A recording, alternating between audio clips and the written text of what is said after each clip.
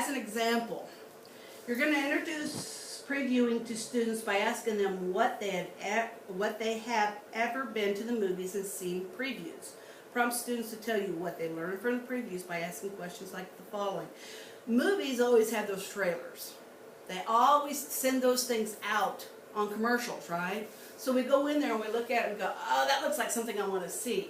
Or, oh, I remember that story. Oh, that's the sequel to the other one. So they're activating your curiosity, your interest in the movie.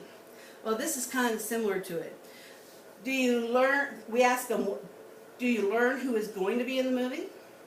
Do you learn during what historical period the movie will take place? Do you learn whether or not you might like the movie? Do you have questions about what more you would like to know about the movie? And that's what those trailers are doing. They're giving you previews. So really, it's a good program. When students preview before they read, they should look at the headings, the words that are bolded, the underlined, the pictures, the tables, the graphs, and other keys. Okay? So let me give you an example. Tiffany Royal teaches in a 5th grade inclusion class with 34 students, 9 with learning disabilities and the others of mixed achievement levels. She gives her students 1.5 minutes to write down everything they know about a topic in their CSR learning logs. So they do have logs on this. Students then share their responses with one another for about a minute. So for about another minute and 5 seconds, they are provided for students to write down their predictions of what they're going to learn. So, I mean, it's quick. You got a minute to look through it, a minute to write down what the preview is, and a minute to share it. So the whole thing takes about 3 minutes once they've learned the process of everything. Okay.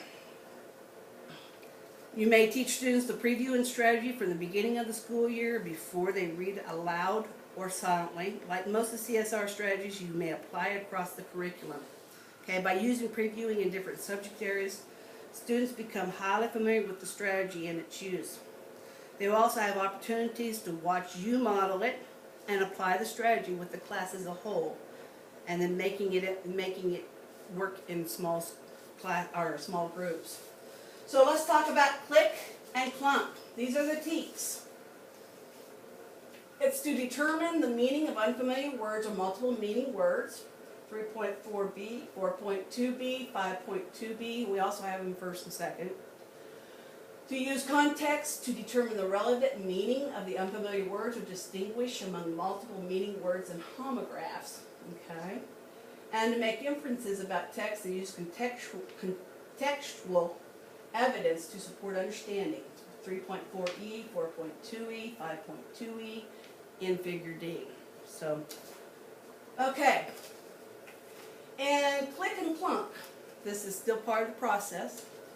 Students click and then they clunk while reading each section of the passage. The goal of clicking and clunking is to teach students to monitor their reading comprehension and to identify when they have breakdowns in understanding.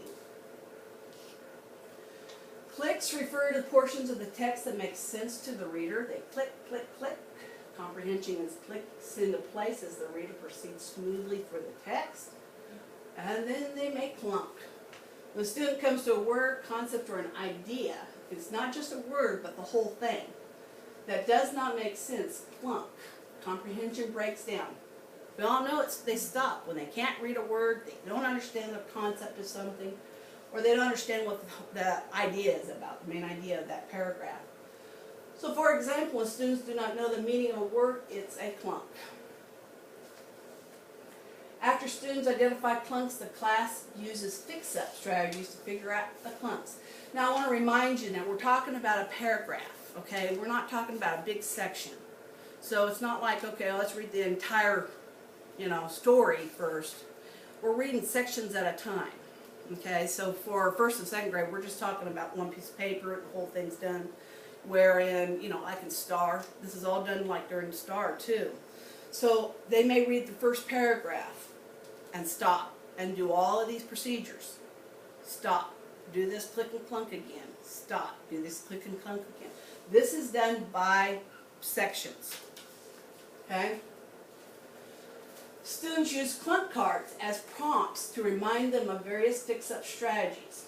Okay, and clunk cards, we'll talk about that in a few minutes. Okay, so the clunk cards, these are the clunk cards.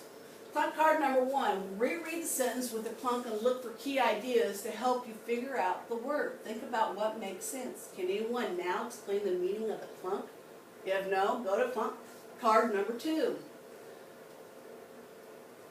This is clunk card number 2.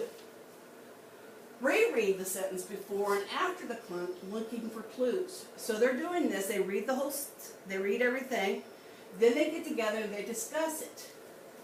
If they're all having the same problem, then they go to number 2 card. So this is done on a step level here. If no, then they go to clunk 3 and 4. Same thing. If it's a word, for example, they take it and they dissect it together. If somebody already knows it, they discuss it and they tell how it works. Okay? So we look for a prefix or a suffix in the word that might help. Okay? Uncomfortable. If they still can't do it, then they look for chunks. What do they already know? Break the word apart and look for smaller words that you know. We know we have ball. We know that. So we look back here and we go, okay, we've got a picture here. We look at it and we go, bass, it. Now I'm using a picture, basketball, and they put it together. So, and what this is doing basically is that you got your high, your average, and your low. And the high is working with the low, and the medium is catching on whatever is filling in. It's those spots that they don't understand. So, and then the low knows information too. So they're learning, they're teaching the high maybe. Okay? So,